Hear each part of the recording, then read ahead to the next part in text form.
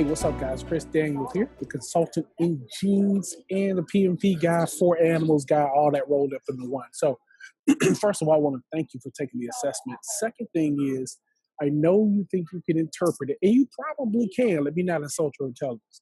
But what I found is when people do the one-on-one consultation with me and I walk them through it, that thing has so much power. So here's the thing. Read it. But when you read it, you won't know your animal. So I'm going to tell you your animal in a second.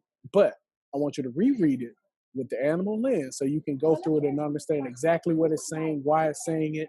You agree, disagree, maybe agree, not all that goes out of the door because this is probably you, right? So enough of the talking. Let's get into the on-demand consultations that you bought, that you paid for, so you can understand it. So what I'm going to do is I'm going to share my screen for a second, and I'm going to pull up just a random disc assessment.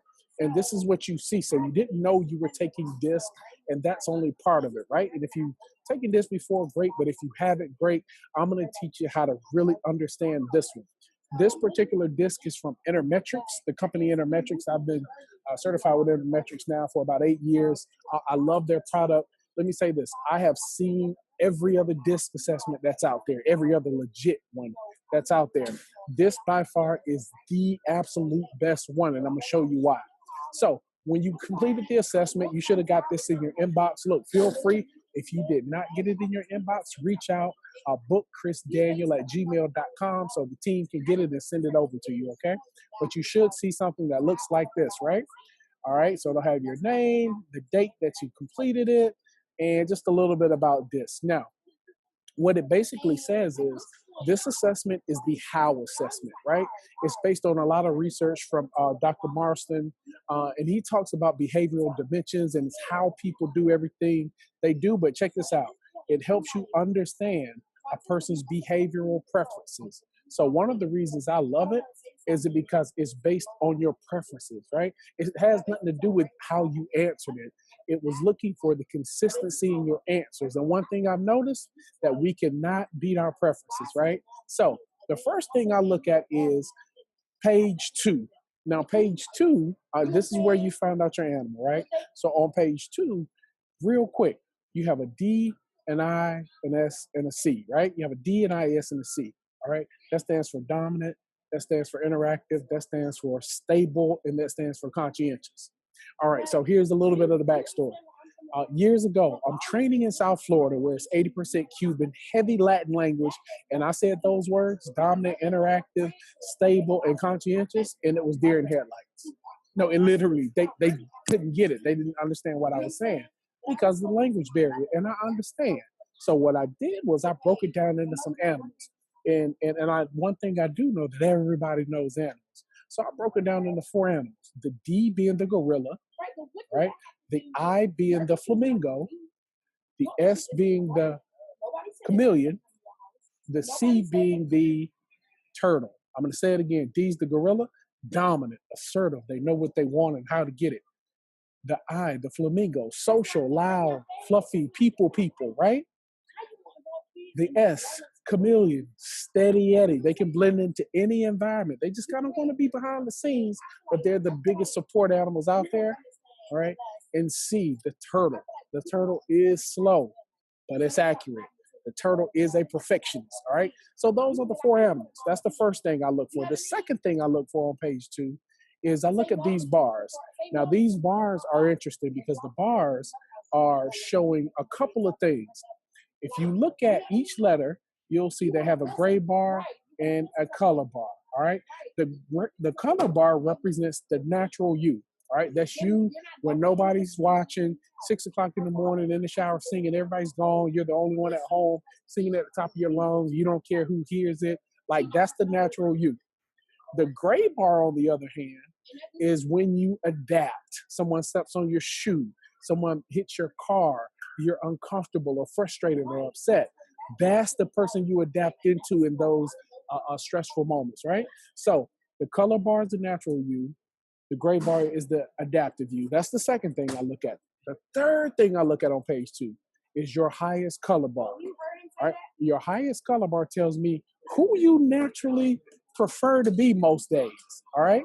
So on this one, you see that this person, the highest color bar out of all the color bars is the S. So this person is a chameleon. Now you see here, they got a lot of I also. So when I look at numbers, 63 for the S, 60 for the I.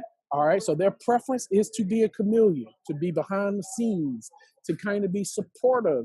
They are people a little, but they're more behind the scenes introverted. All right, that's the third thing I'm looking at the animal. Now, the fourth thing I look at is not the highest gray bar. It is the actual gap, the biggest gap between the gray color and the gray bar. That's what I'm looking at last. What is the biggest gap? Again, I go to this person's numbers and I see those are pretty close. Those are pretty close. Oh, a little bit of a gap there, a little bit of a gap there, right? So I'm looking for gaps that are, 25 points or more. And we see here this big gap right here. We also see a significant gap there. So what does the gap mean? The gap means this is what happens when you have to adapt. So this person, they're a chameleon. I mean, they're a pretty solid chameleon. They even kill kind of people, fly under the radar, don't need a whole lot of attention. But when they get pissed off, that drops. Their ability to be stable and steady drops. You see that? Their ability to be detail-oriented also drops. So their patience and detail goes out of the window. But look at what goes up. That social light goes up. Look at that. So what happens in moments of frustration, this person is impatient, loses attention to detail, also loses a little bit of an ability to make a decision, but they become super social. You see that? Right? That's what I want you to take a minute, pause it right here, take a minute, go to page 2 and analyze yours. Remember, what's the highest color bar? What's the biggest gap between the color and the gray? Natural versus adaptive. Which animal are you? All right. D is for gorilla. I is for flamingo. S is for chameleon. C is for turtle. Pause it right now. Rewind it if you have to, but make sure you identify those things on page 2. All right.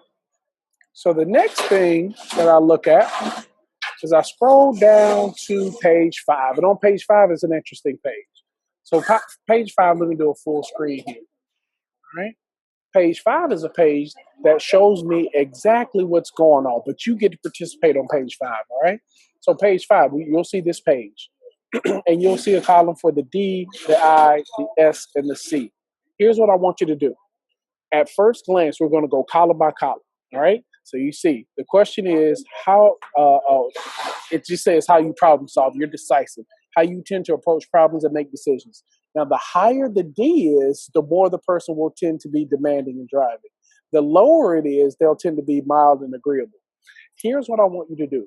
I want you to think about this question, not this question. I want you to think about which word in only the D column sounds like you right now.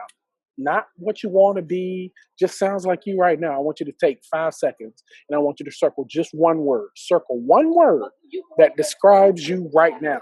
Go. 4, 3, 2, and time. Okay, great. You got your word, right? Now, let's go over to the I column. Same thing, 5 seconds. Circle the word that most speaks to who you are right now. Ready? Go. 5, 4, 3, 2, time. Okay. Same thing with the third column, the S column. Ready? And go. Circle the word that best describes who you are, how you are right now. Ready? Go. 5, 4, 3, 2, and time. Good. Now let's go over to the last column, C, and you know the drill. You give you 5 seconds. Circle the one word, only one, that best describes you right now. Ready? Go. 5, 4, 3, 2, time. Okay, cool. You got 4 words circle? Great. All right, cool. I don't want to know your words. We're going to do this again, but I'm going to speed it up. This time, I want you to underline the one word in each column that you'd most like to be. You got 15 seconds to do the entire page. All right, we're going to go column by column. You're going to underline the one word you'd like to be in each column. Ready? Go.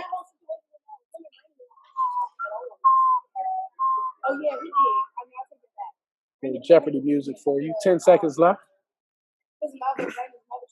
9, 8, 7, 6. Only one in each column underline this time. 5, 4, 3, 2, 1. Okay, great. So now you should have 4 words circle and 4 words underlined. Here's the deal with the words. You see the gap in between those words? That's the natural gap you're trying to close in your life in each column, right? So in the D column, if you circled, I'm responsible, but I like to be more daring, then you're going to constantly have this battle of going through all these things until you get to daring. And truthfully, it may never happen if your D is naturally not high enough. Same for the I, same for the S, same for the C. I need you to understand that. That's where that internal struggle is coming from. All right. I know it's there. I feel it. That natural you versus that adaptive you, and that gray area, this is where it is. You just identified it. Okay. Now, this page 6, just kind of tells you if you're more of an introvert or more of an extrovert. You see this side of the scale. All right. More of the extrovertedness versus this side of the scale, bottom, or introvertedness. No right or wrong, no good or bad, just is what it is. This person you see, they got a little bit more over here than over here, but they got quite a bit of introvert too. So again, I think this version of the DISC assessment, we see it's a blend of DISC. We see it's some Myers-Briggs in here. All right, you're going to see some strength finders in here in a minute. All right, we've got a little introvert and extrovert going on, okay? All right, let's keep moving. Now, page 7, 8, 9, and 10, those are going to be individual to you. This person had a higher S, so I'm going to go to their S page. All right, page 9. All right, now whatever the highest color bar for you was on page 2, you'd go to that page between 7, 8, 9, and 10. This person again was the S, so what I want you to do is go to your page and read those bullet points at the bottom. And next to each bullet point, I want you to check which one you agree with. I want you to put an X by the ones you disagree with. And I want you to put a question mark next to any bullet point that you are somewhat questionable about, okay? So this person says you're generally known as steadfast and dependable, all right? You are consistent and predictable over the long haul, even in the midst of change. You can accept change, but you require a good argument for it first. You bring a high degree of self-control to work. You steadily move toward the completion of a task. You serve to stabilize others on the team who are perhaps too maverick. And when you need to, you can be flexible to change or new ideas, right? So this person would probably put a check by each one of these. But if they disagree with anything, they could just put an X, okay? All right, make sure you go to your page and do the thing. Pause this right now, okay? Now, page 11 and 12. So page 11 and 12, they're great pages. Page 11 is your natural style pattern. This is who you are when you're not even thinking about being you, right? This is the perception page. This is what people see when they see you. So on this page, I want you to read through these. All right, read through these bullet points. All right, again, check what you agree with, X what you disagree with, put a question mark next to what you are not quite so sure about, right? The beautiful thing about this assessment to me, I mean, it's about 97% accurate, if you're being honest, all right? And if it's all wrong, message me and we may allow you to take it again for half price, right? But truthfully speaking, if you answered it honestly and you really went through this thing and you did what you were supposed to do with it, then the truth of the matter is this is probably you. But read through your natural style pattern, pause it right now, and make sure that you agree, disagree, and question mark this page on the bullet points. Now just to pull a couple of this person's off. Tends to be emotionally controlled, at least while on the job. You are a model the professional stability necessary, or you model the professional stability necessary to grow within an organization. Look at that. Tends to work very successfully as a member of the team or group of professionals, is able to coordinate their own participation, right? Probably won't consider yourself a high risk taker or an instant innovator, tending to rely on tried and tested methods, right? So again, this person is more of a stable person, that high S, remember that? They had that high S. And now when I do say high, remember, I don't mean 100. I just want to know what the highest color bar is because that tells me preference. The higher that color bar is in each letter, the higher your preference or tendency to be that way is. All right. All right. That's page 11. Now, page 12. So, page 12 is the page, like when you walk by a mirror and you suck it in, or you change your posture, right? Or you twist and shift a certain way when you see yourself in the mirror. That's what this page is. It shows me what happens when you adapt. So look at this person. While you may tend towards surface analysis in some cases, you will also show very keen awareness of important details, right? A moderate to high risk taker when they adapt. Look at that, right? That risk goes up when they have to adapt. They become a bit more decisive, and we saw that. We did see that. All right. Now the decisiveness did drop, however, it's still higher than that whole passive stuff they had going on. Look at page 2. Analyze your page 2. Make sure you understand what it's saying here. All right. All right. Now, again, this is the pattern that happens when you adapt on page 12. I'm going to keep going. Okay. Pause it if you need to. Reflect. Again, question mark, check box, and X this page also. Okay. Now, page 13. These are ideas for being more effective. So I always say page 13. I gander at page 14, maybe once a month, and maybe look at this to see what I'm not doing that I need to implement. All right. Guys, this is supposed to be a living document. All right. Don't read it one time and put it on the shelf and say, oh man, I invested my money for this. No, no, no, no.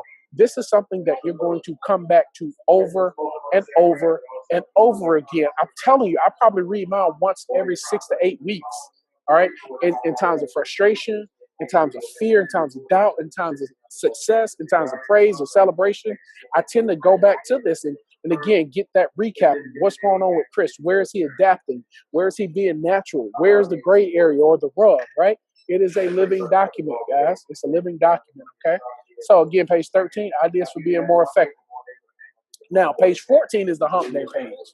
All right. You know those days where it's Wednesday at 3:47 in the afternoon and you're just ready to get the weekend and you start slacking off work. I want you to go to page 14 when you do that. All right. These are the things that are going to help you stay motivated. All right. Awards to confirm ability, skill, or achievement, supportive and encouraging work environments, public recognition of accomplishments, freedom of speech, people to listen, a system to support assistance with details and follow through. Like these are things that they really will just make this person thrive. All right. Same with you. You're page 14. All right. Now, page 15. Again, I told you, it's Myers-Briggs, it's DISC, and it's StrengthsFinder all rolled into one. Oh, man, it's one assessment with all these things in it. Look at this. Page 15, this is your strengths-based insight. All right, this is your strengths-based insight. These are things that are naturally strong within you. All right, these are things that are in your DNA. Like you don't have to try. This person doesn't have to try to be excellent at calming disagreements within a team. They are natural at that. All right, they don't have to work on patience and working with others in the team because they naturally have that big dose of patience. I know me and some other animals out there. Oh man, they got to work at that. Okay, all right, but these are the strength-based insights. Man, this is great. I always tell people this. This page 15, if you're looking for a job or promotion, an increase of some sort, or you want to change careers, or you're looking for what your next step or move should be, like this is the stuff on page 15. You literally can copy it and put it right in a resume or right in a profile about yourself. Even if you're trying to write a bio, you know how hard it is to talk about yourself sometimes? Some people don't have a problem with that. But if you do, page 15, I'm telling you, you literally can highlight, copy, and paste these things and put them right in. All right, let's keep going. Page 16. This is the ideal job climate. So for all of you who are managers and leading people or leading teams, like this right here is the ideal job climate for you. So if you got that big corner office with a view and you're trying to get your feng shui on and you're trying to get it just set up right, like these are the things that are going to make your work environment ideal. Even if you run a team of people, it behooves you to understand what will make their work environment straight so you can get the most out of them. Okay? Let's keep going. Now, page 17. Page 17 is the page, I call it the iron sharpens irons page. So this is the page that it's gonna hurt a little bit, but it's gonna make you so much better. So this page tells me everything you need to do to continually improve. And it's gonna look at some of your weaknesses. All right, it's gonna look at some of your weaknesses. And the goal is not to strengthen your weaknesses. The goal is to know where to sharpen your strengths and then marginalize everything else, but find those things in the gap that you adapt to and then just make them stronger. The rule is a third, a third, a third, right? The rule of third. So a third strong, a third weak, and that third in the middle. This page allows that middle third to come over to that strong third, okay? That's all this page is, all right? So make sure you read this, you check, X, and question mark this to really take you to that next level, okay? All right, here we go. Let's keep going. Page 18. This is your preferred training and learning style at the top. This is how this person prefers to train or teach or deliver, share information. The bottom is how they like to learn. This is a good page for managers, for performance appraisal. This is a good page to really understand how to develop someone on this page, okay? Now, page 19, the platinum page. Page 19 is the page that Eric Thomas, Eric Thomas's wife, the Carolina Panthers. I can go on and on and on about page 19.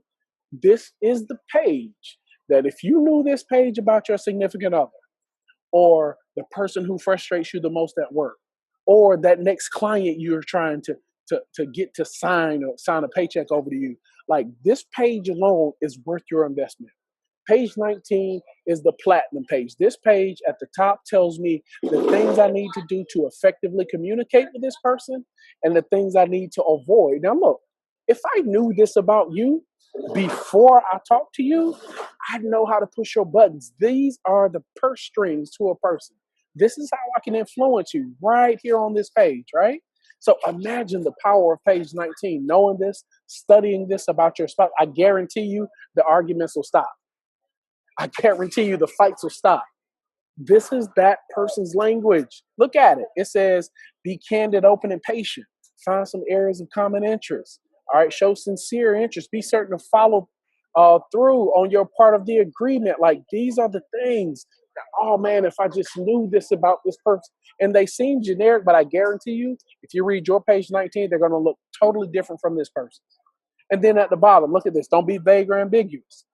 Don't stick coldly to the agenda. Don't be domineering or demanding in the conversation. Don't leave the idea or plan without backup support. Remember, I'm talking to a chameleon. They are the support professionals. They're behind the scenes. I need the support. All right. So just knowing this alone will totally change the game in any relationship or any communication you're having. Okay. Page 19 is worth your investment alone. Now, the last three pages, 20, 21, and 22, those are homework pages. All right. So these pages, what I want you to do is over the next week, I want you to take 3, 4 of these questions a day. And I want you to write the answers in.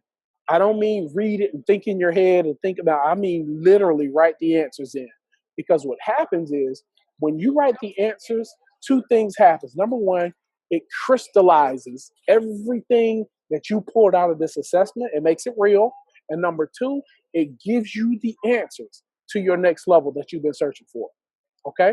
So guys, look, this has been the on-demand consultation. You see how big of a deal that is? You see how different, and the reason I had to do it, guys, I'm so grateful for you guys and I'm thankful, but there's only one me.